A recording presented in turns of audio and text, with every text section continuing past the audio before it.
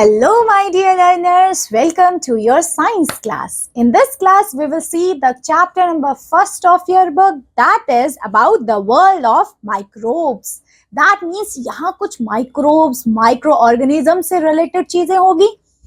Yes or no? तो आइए बेटा हम देखते हैं कौन कौन से टॉपिक्स के बारे में हमने इन डेप्थ पढ़ना है इसमें. सबसे पहले हम इंट्रोडक्शन से शुरू करेंगे इसका, ठीक है.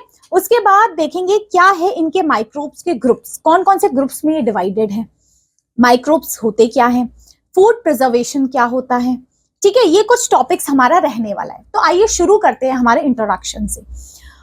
Among all forms of living organisms existence on the earth, there are few than we can see with our naked eyes, whereas there are many others that fail to see with your naked eyes. बिल्कुल, बहुत सारे living organisms, अगर microbes की बात करें, उनको आप ऐसे नॉर्मल आईज से नहीं देख पाते हैं. We need some instrument, special instrument to see all these micro organisms.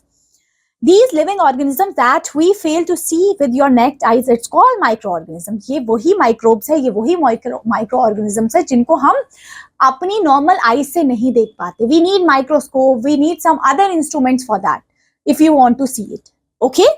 तो देखते हैं microorganism, microbes होते क्या है. सबसे पहले short form of micro organisms को हम माइक्रोब्स कहते हैं, माइक्रो ऑर्गेनिजम्स को. एंड माइक्रो बायोलॉजी ये साइंस होती है जो स्टडी करते हैं किनके बारे में, माइक्रो ऑर्गेनिजम्स के बारे में. ऐसे टाइनी ऑर्गेनिजम्स जिनको हम नहीं देख पाते हैं इसके अंडर आते हैं. Microbes can survive in almost every kind of environment, hot, cold, water, icy, deserts, marshy and stormy areas. हर जगह ये सर्वाइव कर पाते हैं, ठीक है. सारी जगहों पे इनका कुछ ऐसा नहीं होता कि ये गर्म टेम्परेचर में ही रहें, ठंडे में रहें, हर जगह ये माइक्रो ऑर्गेनिजम्स रह रहे होते हैं.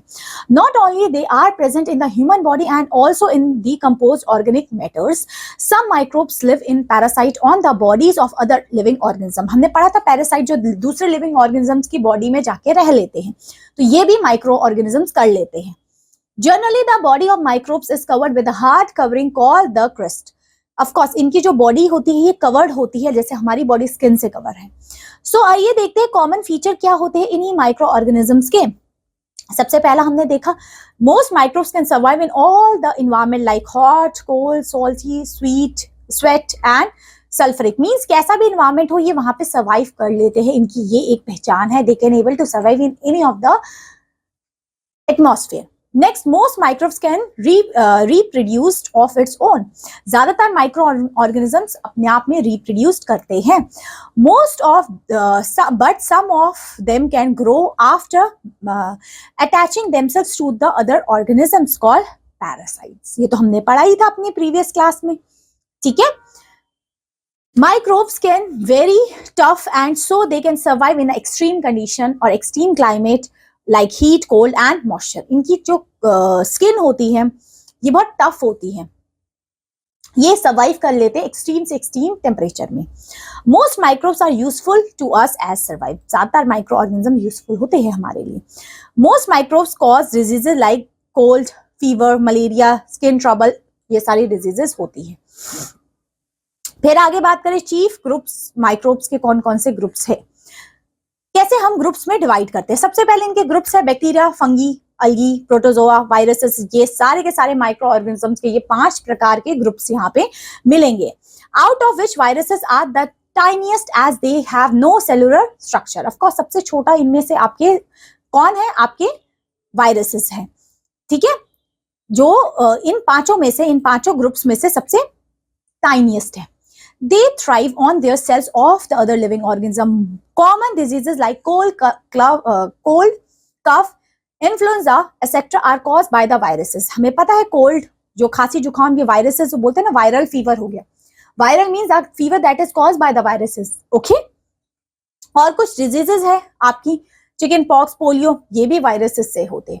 तो ये आपको पता होना चाहिए कौन सी बीमारी किससे होती है. ये पूछा भी करते हैं बैक्टीरियल डिजीजेस कौन सी है, वायरल डिजीजेस कौन सी है, ठीक है. फिर बात करते हैं हिस्ट्री कैसी थी इसकी, माइक्रोब की हिस्ट्री कैसी थी, मतलब माइक्रो ऑर्गेनिजम्स खोजे कैसे गए. So needless to say discoveries and researches regarding microbes could not be possible only after the inventions of microscope as they could not see with the naked eyes. बिल्कुल सी microscope से हम इन organisms को देख पाते हैं। इससे पहले अगर ये माइक्रोस्कोप नहीं बने होते तो ये माइक्रो ऑर्गेनिजम्स की डिस्कवरी ही नहीं हो पाती। क्यों? क्योंकि इन माइक्रो ऑर्गेनिज्म को हम ऐसे नहीं देख सकते। ठीक है, सो development of electronic microscopes has help further the scope of study regarding the microbes. बिल्कुल, ये माइक्रोब्स की स्टडी हमने इसी वजह से हम कर पाए। These scientific inventions have believe कि ये all microorganism are harmful। इनका स्टार्टिंग में ये मानना था जितने भी माइक्रो ऑर्गेनिज्म है सिर्फ बस हार्मफुल ही होते हैं। ठीक है, फिर देखिए आप ये चीज ध्यान रख लेना कि कुछ साइंटिस्ट ने क्या कंट्रीब्यूशन किया था। जैसे रॉबर्ट हुक ने क्या किया था, इन्होंने सेल्स की डिस्कवरी की थी। एडवन जेनिफर, इन्होंने क्या किया था, स्मॉल पॉक्स की वैक्सीन डिस्कवर की थी। लुइस पैस्चर, इन्होंने क्या किया था, फर्मेंटेशन प्रोसेस के बारे में देखा था। रॉबर्ट कॉच, इन्होंने टीबी की आपकी मेन कॉज ट्यूबरक्लोसिस किस वजह से होता है ये डिस्कवरीज की थी। ठीक है, तो ये सब चीजें आपको पता होनी चाहिए। अलेक्जेंडर फ्लेमिंग ने क्या किया था, एंटीबायोटिक बनाई थी आपकी। ठीक है, फिर अगर हम बात करें आपके हैबिटेट्स ऑफ माइक्रोब्स कहाँ रहते हैं, कैसे रहते हैं। सबसे पहले microbes can exist in all types of habitat. जितने भी हैबिटेट अभी हमने देखा, एक्सट्रीम से लेके कैसा भी हैबिटेट है, सारी की सारी जगह पे ये लोग सर्वाइव कर लेते हैं। They are generally single cell but some times they occur in the chain of cell. ज्यादातर सिंगल सेल होते हैं, कभी कभी ये चेन में भी होते हैं। They can be easily collected from the air and water, specially when there are impure conditions. Microbes are nearly 20,000 species, through only a few of them can able to discover. बिल्कुल, micro organism बहुत सारे हैं but अभी तक हमने बस कुछ ही उसको डिस्कवर कर पाए हैं। Bodies of animal and the human beings also make good habitats for microbes. बिल्कुल सही, हमारी ह्यूमन बीइंग्स भी इन माइक्रोब्स को एक गुड कंडीशन देती है, क्योंकि आप देखते हो हमारी बॉडी में वायरसेस वगैरह, बैक्टीरिया वगैरह सर्वाइव कर लेते हैं। So the body surface, nose, tongue, mouth of animals and the human beings are all inhabited of microbes. They are moving normal flora like plants and also a part of environment. Some microbes enter the bodies of animals and human beings and cause various diseases. बिल्कुल सही, कुछ ऐसे micro organism जो हमारे animals और plants की body में आते हैं, इनको पैथोजन कहते हैं, पैथोजेनिक माइक्रोब्स कहते हैं, जो क्या करते हैं, हमें बीमार कर देते हैं। ठीक है, जो ऐसे माइक्रो ऑर्गेनिज्म जो हमारी बॉडी में एंटर हो और वो हमें खराब या बीमार कर दे, सिक कर दे, they are called pathogenic microbes. From there they reach the food and contaminated them. बिल्कुल, हमारे खाने में जाते हैं, खाने को खराब करते हैं। Cultivated fields and also innumerable microbes due to the manure that use in them. बिल्कुल, जो हम फार्मिंग करते हैं उसमें भी कुछ ऐसे माइक्रो ऑर्गेनिज्म होते हैं जो बहुत हार्मफुल है। पानी में बहुत सारे harmful chemicals, in fact micro organisms है। ऑफ कोर्स, अगर वो पानी हमने पिया तो हमारी बॉडी में एंटर हो गए। अगर हमने वो खाना खाया जिसमें माइक्रोब्स है जो हार्मफुल है, तो उससे हम खराब हो गए। ठीक है, फिर देखते हैं माइक्रोब का कल्चर कैसा होता है, इनका कैसा कल्चर होता है। So microbe cultures means rearing microbes of carrying out study of the other purposes. इसमें क्या होता है, इनके बारे में अगर हम देखें, इनके ग्रुप से शुरू करते हैं। सबसे पहले इनके ग्रुप किस तरीके से, सबसे पहले बैक्टीरिया देखते हैं। बैक्टीरिया क्या होता है, यूनिसेलुलर है ये। ठीक है, ये है, they are the among the smallest organism that exist everywhere. ये ऐसे बैक्टीरिया को हम ये कह सकते हैं कि ऐसे है जो हर कंडीशन में सर्वाइव कर लेते हैं। There are 1000 kinds of bacteria, most of which are harmless. ज्यादातर बैक्टीरिया हार्मलेस होते हैं। ठीक है, और इन बैक्टीरियम का साइज ऑलमोस्ट देखिए 1/1000 mm का होता है। और बैक्टीरिया आपको हर जगह मिल जाएंगे, वाटर में, पॉन्ड में, ह्यूमन बींग्स में, पिग्स में, और इनका साइज इतना छोटा होता है। ठीक है, फिर इनका स्ट्रक्चर किस तरीके से होता है, इनका स्ट्रक्चर के रूप में अगर हम बात करें, स्ट्रक्चर में क्या आएगा, अगर हम बात करें, a bacterium is unicellular but its cell has no organelles and it has no organized nucleus either. बिल्कुल, इसका कोई एक ऑर्गेनाइज्ड, आप ये देख लो ना, इनका स्ट्रक्चर कैसे, एक कोई डेफिनेट स्ट्रक्चर, ऐसा यूनिसेलुलर है, इसमें क्या होता है, कोई एक डेफिनेट ऑर्गन्स या एक डेफिनेट न्यूक्लियस, ऑर्गेनाइज्ड न्यूक्लियस नहीं है इसमें। Its cell was is rigid and its cytoplasm is granular and viscous. यहाँ पे इनमें साइटोप्लाज्म ही होता है, ये देखो यहाँ लिखा है, दिख रहा है आपको, सेल वॉल भी है इसमें, देखो ऊपर से सेल वॉल दिख रही है, ये सेल मेम्ब्रेन है, फिर इसमें ये इनकी न्यूक्लियर बॉडी है, बिल्कुल डिसऑर्गेनाइज्ड वे में, ये साइटोप्लाज्म है इसमें। ठीक है, और अगर हम बात करें इसमें 70 to 80% इसमें मॉइस्चर कंटेंट रहता है. Some bacteria secretes a sticky material on their outer surface that sometimes turns into a slippery layer called capsules. एक ऐसी लेयर बना देते हैं रेड कलर की, जिस एक स्लिपरी लेयर, क्योंकि एक ऐसा जूस सीक्रेट करते हैं जिसकी इनकी बॉडी आउटर लेयर स्लिपरी हो जाती है. अब फिर बात करें, ये देखो ये कुछ एग्जांपल्स ही है, इनके टाइप्स ही है बैक्टीरियाज के. ओके, किस तरीके के बैक्टीरियाज होते हैं. अब इनके बारे में देखें. अब ये जो बैक्टीरिया है ये किस तरीके से हम बात कर सके. According to the Gram bacteria fall into two groups. दो टाइप के ग्रुप्स में बैक्टीरिया होते हैं. ग्राम पॉजिटिव होते हैं, ग्राम नेगेटिव होते हैं. Gram positive means that retain the dye strain, और ये होते gram negative that does not retain strain. ये होते हैं. फिर न्यूट्रिशन, बैक्टीरिया का जो न्यूट्रिशन है ये दो टाइप का है आपका, ऑटोट्रॉफिक है एंड हेटरोट्रॉफिक है. ऑटोट्रॉफिक क्या होगा बैक्टीरिया का nutrition. These bacteria synthesise their own food using water, carbon dioxide and sunlight, और by reacting with chemicals of inorganic components in a place of sunlight. Autotrophic है ये ऐसे bacteria that means वो अपना खाना खुद बना पा रहे हैं, सिंथेसाइज कर पा रहे हैं. किसकी हेल्प से? सनलाइट की हेल्प से, वाटर की हेल्प से, कार्बन डाइऑक्साइड की हेल्प से. So autotrophic bacteria fall into two subgroups like photo autotrophics and chemo autotrophics. ये कैसे होते हैं वो देखेंगे, अभी आगे आएगा. ठीक है, उसके बाद हेटरोट्रॉफिक भी देख लेते हैं. हेटरोट्रॉफिक क्या होते हैं? These bacteria feed on the food made by other organisms और बाय ईटिंग डेथ और डिकेनिंग मैटर. ये ऐसे ऑर्गेनिजम्स होते हैं जो दूसरों पे डिपेंड करते हैं. ठीक है, so these bacteria also fall into two सब ग्रुप्स जिसको पैरासिटिक एंड सेफरोफाइट्स कहते हैं. तो यहाँ पे हमें बस इतना देखना है कि जो बैक्टीरिया वो ऑटोट्रॉफिक हेटरोट्रॉफिक दोनों होते हैं. फिर इनमें रिप्रोडक्शन कैसे होता है बैक्टीरिया में, देखो मतलब 1 से 2 में कैसे ये डिवाइड हो रहे हैं. ये बाइनरी फ्यूजन है. Okay, this is binary fusion. इसमें देखो क्या हो रहा है, एक आपका जो बैक्टीरिया है वो डिवाइड हो गया, देखो 2 सेल्स में, फिर 2 सेल्स एक अलग अलग डिवाइड हो गए. So bacteria multiply very fast under favourable condition of temperature, moisture, nutrition and pH. अगर उसको प्रॉपर पीएच, प्रॉपर न्यूट्रिशन मिलेगा तो वो अच्छे से ग्रो कर जाएंगे. ठीक है, they reproduce mostly asexual that is by cell division. ज्यादातर ये सेल डिवीजन से ये क्या करते हैं, बन पाते हैं. Okay, each cell divides into each cells itself into 2 identical cell. बिल्कुल सही, एक सेल दो आइडेंटिकल सेल में डिवाइड होते हैं.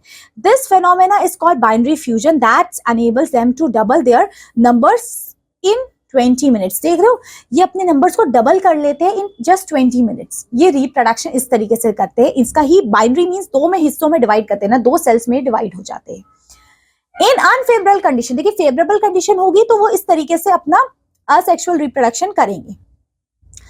In unfavorable conditions, bacteria reproduce spores that are highly resistant structure and have dense cytoplasm.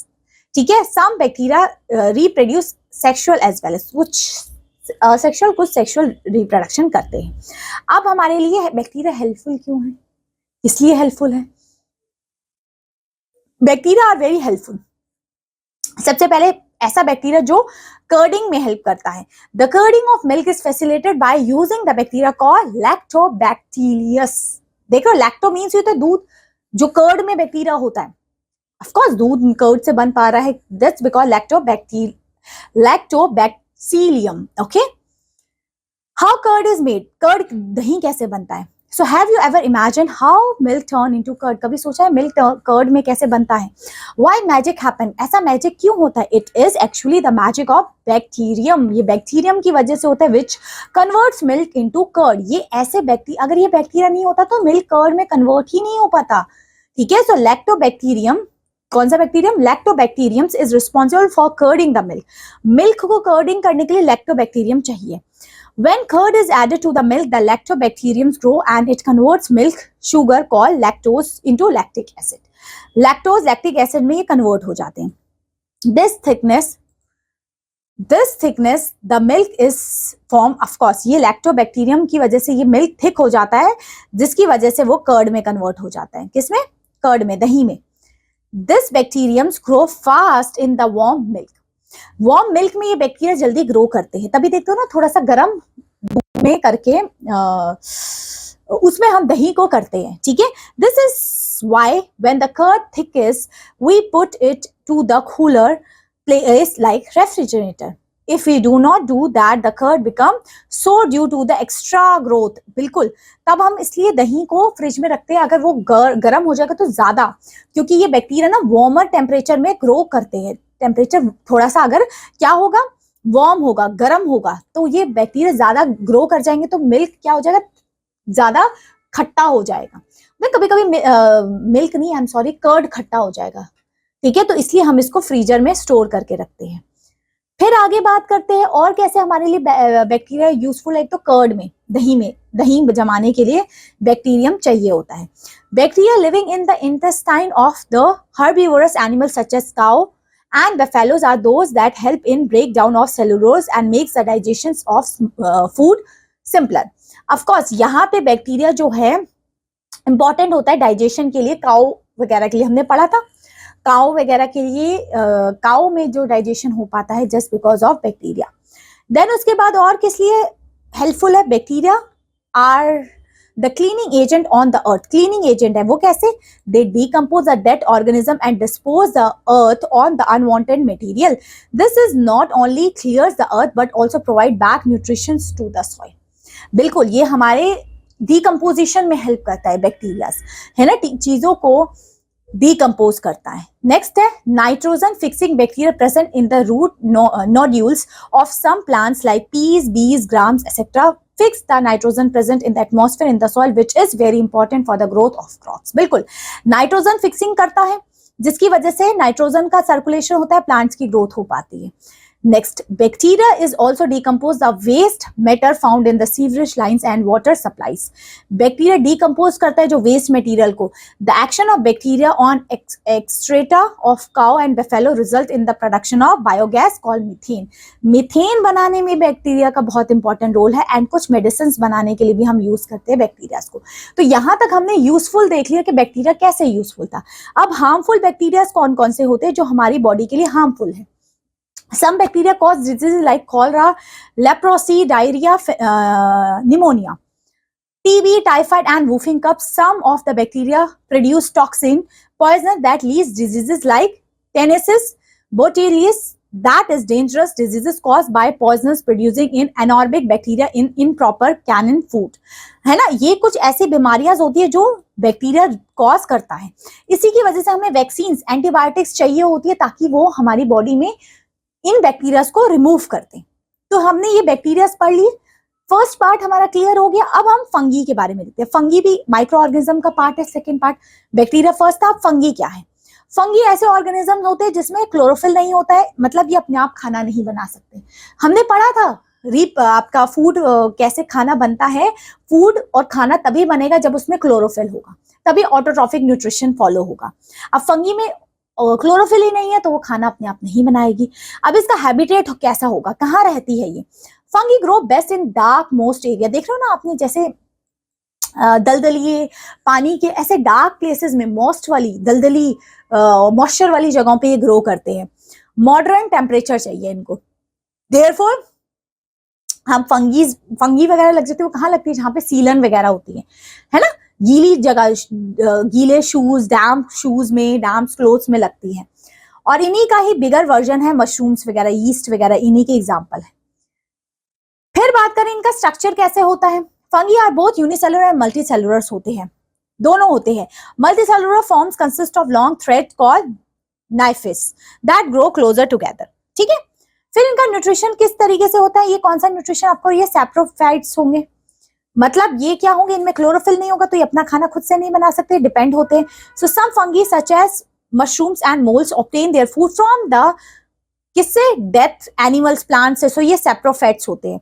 The moulds therefore gets food from the most bread whereas the mushroom obtain the food from the damp soil. Okay, so इस तरीके से some of the fungi are the parasitic, that means they can live in the body of the other organism. बिल्कुल, कुछ ऐसी fungi है जो आपके दूसरी लिविंग ऑर्गेनिजम्स में सर्वाइव कर लेती हैं. they are called parasitic. Okay, तो आइए बेटा देखते हैं हम इनकी ग्रोथ एंड रिप्रोडक्शन कैसे होता है. So fungi reproduce by budding and spore formation से वो करते हैं। अब बर्डिंग स्पोर फॉर्मेशन, यहाँ फोटो बनी हुई है, देखिए इसमें क्या होता है, fungi produce more number of spores through the years. The spores can remain alive during the unfavorable condition, and on set of favorable condition they germinate to form a new fungi. The fungi are useful in many ways. fungi बहुत तरीके की useful होती है बेटा।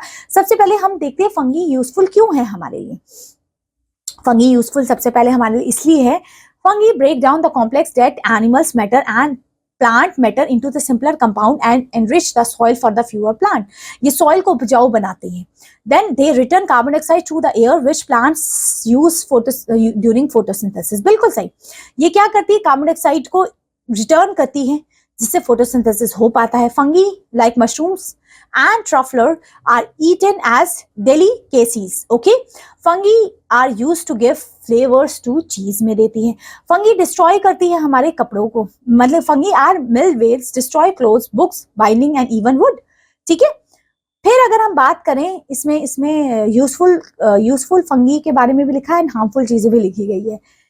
फिर yeast के बारे में देखते हैं। यीस्ट क्या होता है, ये स्टोर किए जाते हैं ड्राई फॉर्म ऑफ ईयर्स में। यीस्ट जो होता है, यीस्ट सेल क्या होता है, ये वेरियस शेप एंड साइज का होता है। इसमें सेल वॉल होते हैं, साइटोप्लाज्म होता है, न्यूक्लियस होता है, ठीक है, बहुत सारी चीजें होती है। एंड हम इसको बात करें, yeast can destroy in the air and heat up only up 60 degree Celsius पे। अब यूजफुल यीस्ट कौन कौन से होते हैं हमारे पास, यूजफुल कौन कौन से हैं इनमें से। सबसे पहले the yeast have liking the acidic food that contains sugar. Okay, yeast can cause fermentation to produce alcohol and carbon dioxide. Then yeast can use to raise dough by baking bread. Of course, जो yeast क्या काम करती है, चीजों को फुलाने का काम करती है, फर्मेंटेशन में हेल्प करती है ना। जैसे केक वगैरह बनाने में बेकिंग सोडास वगैरह इसी में ही होता है, ठीक है। और अगर हम बात करें, yeast can eaten to obtain nutritions like protein and vitamin B, and yeast is making, yeast का बनाने का काम होता है, ये बियर वगैरह वाइन्स वगैरह में बनाने के लिए यूज की जाती है। फिर हार्मफुल फंगीज कौन, हार्मफुल आपके पास यीस्ट का आपको चीज, और यीस्ट भी बनाते हैं, चीज वगैरह, विनेगर वगैरह बनाने में भी यूज किया जाता है। फिर अब यहां तक हमने यूजफुल फंगी देखी, अब हार्मफुल फंगीज कौन कौन सी होती हैं। बिल्कुल ऐसी जो फंगीज होती है जो हमारे में डिजीजेस, इन्फेक्शन क्रिएट करे, रिंग वॉर्म सुना है ना, फंगल इन्फेक्शन, ये सब इन्हीं की वजह से होते हैं, फंगस की वजह से, फंगाई की वजह से। फिर बात करें एल्गी के बारे में। एल्गी क्या है, you must have seen a green layers of flora floating on the surface of pond. आपने देखा कभी कभी पॉन्ड वाले ग्रीन ग्रीन सा कुछ पानी में आपको तैरता हुआ दिख रहा होता है, वो एल्गी है। क्या है वो algae, what they are called algae. It is the fact a group organisms called algae, ये algae होता है plural of algae. Algae often form a dark slippery coating in bathroom. It is not clearly for many days. बिल्कुल आपको कभी कभी ये दिखती नहीं है, बट ये कैसी होती है, ये ऐसे होती है, ये देखो, ये रही algae, ठीक है, यहाँ पे आपको दिख जाती है ये, ठीक है। वाटर ग्रासेस में आपको दिख जाएगी, ठीक है। सो इसमें क्या लिखा है, some algae are very small as they consist of only one cell. कुछ एल्गी बहुत छोटी होती है जिसमें एक ही सेल होते हैं, but others are large with many cells. Some algae float while other remain attached of stone or weeds in water. कोई algae बहुत बड़ी होती है साइज में, कोई छोटी होती है। Some other live in the bodies of water animals like turtle. Large algae is called seaweeds. जो large बड़ी algae होती है उनको seaweeds कहते हैं। Algae contain chlorophyll and so they prepare their food. Algae में क्लोरोफिल होता है तो ये अपना खाना खुद से बना सकते हैं। As they always grow in the wet surface, जो एल्गी पानी में ग्रो करती है वाटर ग्रासेस वगैरह होती है, ठीक है। और अगर हम बात करें इसके बारे में, अब एल्गी की कुछ इंपॉर्टेंस क्या होती है, एल्गी कहाँ कहाँ हमारे लिए यूजफुल होती है, ठीक है। तो सबसे पहले क्या, ब्लू ग्रीन एल्गी फिक्स करती है नाइट्रोजन एयर को, एल्गी सॉइल को फर्टाइल बनाती है। फिर एल्गी करती है पर्न्स को भी फर्टाइल वगैरह बनाती है, ठीक है। कॉस्मेटिक पेंट्स में यूज करते हैं, फैब्रिक पेंट्स में हम यूज किया करते हैं इनका, ठीक है। क्रॉप्स को ग्रो करने के लिए भी यूज किया करते हैं। फिर डाई एटम्स कौन से होते हैं, diatoms after their death leave large amount of silica deposits called diatomaceous earth. This beans rough in use for polishing and making filters. Okay, अब देखते हैं प्रोटोजोआ क्या होते हैं. प्रोटोजोआ किसको कहेंगे, protozoa are unicellular organism which plant like और animal like features. Protozoa में क्या होता है, या तो प्लांट लाइक या एनिमल लाइक फीचर्स होते हैं. Protozoa are found in ponds and on animal, plants, decaying vegetation and in the soil even. The cell of protozoa have a membrane and nucleus and organelles. This single cell carries out life processes. अब देखिए इसका habitat क्या होता है, protozoa कहाँ रहते हैं. सबसे पहले अगर हम बात करें, protozoa live in a fresh and the marine water and also in the soil. ये मरीन लाइफ सॉइल में रहते हैं. Some of them live in the parasitic और in the living organism. The aquatic protozoa show the locomotion with the help of cilia and flagella. Okay, अब इनका structure कैसा होता है. Protozoa are unicellular living organisms and have different shapes and sizes. इनके different shape sizes होते हैं. अब इनके बारे में अगर हम देखें, सबसे पहले एमीबा. एमीबा क्या होता है? एमीबा भी इसी की तरह ही होता है. एमीबा में क्या होता है? The most primitive of all protozoa is amoeba. It is unicellular microscopic organism. It is no definite shape. इनकी कोई definite shape नहीं होती. The outermost covering is cell membrane that keeps an extending in the form of pseudopodia. Okay, ये देखो इस तरीके से होता है. फिर अब यहाँ पे देखिए क्या होगा. अब हम बात करेंगे पैरामीसिलियम. अब ये क्या होता है पैरामीसिलियम? ये कौन होते हैं? The parameciums is the slippery shape animal. ये ऐसे शेप एनिमल होते हैं जो स्लिपरी होते हैं. इट हैज टाइनी हेयर्स होते हैं इनके लास्ट में, जिसको सीलिया कहते हैं. ठीक है, ये पानी में मूव करते हैं. ठीक है, जिसकी वजह से ये लोग अपना, इनकी हेयर लाइक स्ट्रक्चर होता है इनके आउटर मोस्ट से, जिससे ये लोग शिकार कर पाते हैं. ठीक है, देन एग्यूलिया. ये क्या होते हैं? It is interesting. It is note that the protozoa exhibit the characteristic of both plants and animal. It is animal because it does not have cell wall. ये सेल वॉल नहीं होती इसमें. ये ऐसा होता है, देखिए. ठीक है, अब इनका न्यूट्रिशन कैसा होता है? ये न्यूट्रिशन कैसे करते हैं? ये एक पैरासाइट है. ये होस्ट में जाके उसके न्यूट्रिशन लेता है. They obtain the nutrition by the living inside the body of the host plant as a parasite. Some of the saprophyte, which means they obtain nutrition from the death and decaying matter. अब यहाँ पे reproduction कैसे करते हैं? ये भी budding and binary fusion से reproduction करते हैं. अब देखते हैं प्रोटोजोआ हेल्पफुल कैसे होते हैं हमारे लिए हेल्पफुल कैसे होते हैं. सो यहाँ पे ओशनिन में मिलते हैं हमें, है ना. ये क्या करते हैं? ये फीड कर पाते एल्गी वगैरह को. ये protozoa are use for search of body features like reproduction and cell division में यूज करते हैं. Protozoa in the living bodies और other organism help in digestion and useful for food के लिए होते हैं. प्रोटोजोआ कवर करते हैं शेल्स को, लाइमस्टोन को, मतलब ये सब चीजें हैं. फिर बात करते हैं हार्मफुल कौन कौन से प्रोटोजोआस होते हैं. हार्मफुल्स होते हैं ये सारे. ठीक है, ये सारे प्रोटोजोआ हमारी बॉडी के लिए नहीं चाहिए. एक तो है amoeba lives in the large intestine of human body, जो आपकी बॉडी में डाइसेंट्रीज करते हैं. Then trypanosoma. ये क्या होते हैं? ये ब्लड वेसल्स में करते हैं, जो आपको स्लीपिंग सिकनेस करते हैं. मलेरिया पैरासाइट होते हैं, ये मलेरिया कॉज करते हैं. ठीक है, फिर वायरसेस क्या होते हैं? सबको पता है ये ऐसे माइक्रो ऑर्गेनिज्म है जो वायरल डिजीजेस करते हैं ह्यूमन बींग्स में, इन्फेक्ट हो पाते हैं प्लांट्स एनिमल से. ठीक है, तो ये सारे हो गए HIV, इन्फ्लुएंजा, ये इसी की वजह से होते हैं. अब वायरसेस क्या होते हैं? ये बहुत पेक्यूलियर होते हैं. They are like micro organisms जो क्या कॉज करते हैं? बहुत सारी डिजीजेस कॉज करते हैं. आइए देखते हैं सबसे पहले वायरसेस कैसे हमारे लिए हेल्पफुल होते हैं. वायरसेस आपको हर जगह मिलते हैं, एयर, वाटर, सॉइल, हर जगह आपको दिखेंगे viruses possess some physical and chemical properties होती है. They are classified in as animal virus, plant virus और बैक्टीरियल वायरस. वायरसेस को प्लांट, एनिमल, बैक्टीरिया में हम डिवाइड कर देते हैं. तो आइए देखते हैं इंपॉर्टेंट कैसे होते हैं virus. Viruses are of border line of living and non living objects के में होते हैं. ये they are too small and we need electron microscope to see them. बिल्कुल ये बहुत छोटे होते हैं, हमें माइक्रोस्कोप से देखना पड़ता है. Viruses are not affected by antibiotics. बिल्कुल ये एंटीबायोटिक्स से पे कोई असर नहीं होता इनका. ठीक है, वायरसेस को हम यूज करते हैं रिसर्चर्स में, है ना. They are use for the insect control and to produce vaccine में हम यूज करते हैं. वायरसेस से ये सारी बीमारी होती है, कफ, कोल्ड वगैरह. अब इनकी वैक्सीन होती हैं. Vaccine are weak microbes to prevent diseases caused by different types of harmful microbes. तो हमें उनके लिए वायरसेस होते हैं जिससे आपकी बॉडी सेफ रह सके, तो हम वैक्सीन बनाते हैं. यहां तक माइक्रो ऑर्गेनिज्म के बारे में क्लियर हुआ होगा। अब देखते हैं फूड प्रिजर्वेशन से रिलेटेड मतलब क्या है। फूड प्रिजर्वेशन की मतलब है कि हम अपना खाना ज्यादा टाइम तक कैसे चला पाए, वो सब चीजें फूड प्रिजर्वेशन के अंदर आ जाती है।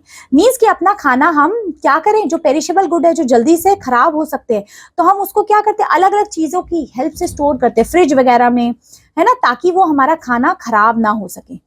तो कैसे करते हैं, इनका एडवांटेज क्या होता है फूड प्रिजर्वेशन का, अगर हम फूड को प्रिजर्व कर पाए। सबसे पहले ये रिड्यूस करते हैं फूड की वेस्टेज का।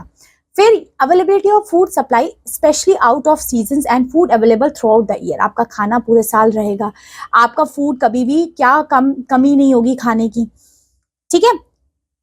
फिर बात करते हैं हम क्या चीज, हमारे कुछ किस तरीके से हम food, the basic idea behind food preservation are, कौन कौन से मेथड है जिससे हम फूड को प्रिजर्व कर सकते हैं। सबसे पहले elimination of micro organisms responsible for spoilage of जो आपके खाने को, कुकिंग को स्पॉइल करते हैं, उसको हटा दीजिए। फिर create a condition unsuitable for the growth of micro organism, बिल्कुल ऐसी कंडीशन क्रिएट करिए जिसकी वजह से माइक्रो ऑर्गेनिजम्स ग्रो ही ना कर पाए। अब ऐसी कौन सी कंडीशन है जिससे हम अपना खाना बचा सकते हैं, वही स्टेप्स यहाँ लिखे गए, हाउ वी कैन प्रिजर्व। सबसे पहले सन ड्राइंग, इसलिए देखो चीजों को ड्राई किया जाता है, सन ड्राई किया जाता है, जिसकी वजह से क्या होता है, माइक्रो ऑर्गेनिज्म मर जाते हैं। So drying is the sun reduces the moisture content in the food, food में जो मॉइस्चर है वो हट जाता है। Removal of water from the food, like आपकी जो दैट इज हाइड्रेशन कहते हैं, जिसकी वजह से माइक्रो ऑर्गेनिजम्स ग्रो नहीं कर पाते। इसलिए बोलते हैं सन, धूप लगती है तो सारे माइक्रो ऑर्गेनिज्म मर जाते हैं। उसके बाद हीटिंग किल जर्म, बिल्कुल अगर चीजों को हम हीट करते हैं मिल्क वगैरह को, तो उससे जर्म्स मर जाते हैं। फिर स्मोकिंग से, smoking means it is use for dehydration of food items like meat, fish and the product. In this method हम स्मॉल पीस को क्या करते हैं, ड्राई अप करते हैं, ठीक है। फिर सॉल्टिंग, नमक वगैरह करते हैं या शुगर वगैरह डालते हैं, ये भी प्रिजर्वेशन मेथड में आता है। ये चीजों को क्या करते हैं, चीजों को और ज्यादा वो बनाते हैं, जिसकी वजह से माइक्रो ऑर्गेनिजम्स ग्रो नहीं कर पाते। फिर रेफ्रिजरेटर एंड फ्रीजिंग में क्या आएगा, रेफ्रिजरेटर और फ्रीजिंग में क्या करते हैं, हम ऐसा टेम्परेचर देते हैं जिसकी वजह से माइक्रो ऑर्गेनिज्म ग्रो ना करे। So cooling by refrigerator and freezing stops microorganism from growing and multiplying but it does not kill germs, बिल्कुल जर्म्स को किल नहीं करते, बट ये कंडीशन ऐसी बना देते कि माइक्रो ऑर्गेनिज्म ग्रो ना करें, ठीक है। रेफ्रिजरेटर में ऑलमोस्ट टेम्परेचर इस तरीके से हम कर देते हैं कि वो खाना हमारा प्रिजर्व रहे। पेस्चराइजेशन क्या होता है, जब मिल्क को प्रिजर्व करने के लिए हम क्या करते हैं, सबसे पहले बॉइल्ड करते हैं उसको, उसमें से बैक्टीरिया हटाते हैं, इसी को पेस्चराइजेशन कहते हैं, जो लुईस पैस्चर ने डेवलप किया था। इसकी हेल्प से क्या होता है, मिल्क में बैक्टीरिया नहीं आते। कैनिंग क्या होता है, अच्छे से कैंस में बंद करके रखते हैं। देन कुछ केमिकल्स वगैरह भी डालते हैं, सोडियम मेटा बाई सल्फेट्स, है ना, जो सोडियम बेंजोनेट, जिसकी वजह से हमारा खाना प्रिजर्व हो पाता है। तो ये आपका फर्स्ट चैप्टर था आपके बुक का। होप सो ये चैप्टर आपको क्लियर हुआ है। तो बस यही आपकी क्लास, यही आपका चैप्टर था। अब मिलते हैं आपसे नेक्स्ट क्लास में विद अ न्यू चैप्टर। तब तक के लिए take care, have a good day, bye bye.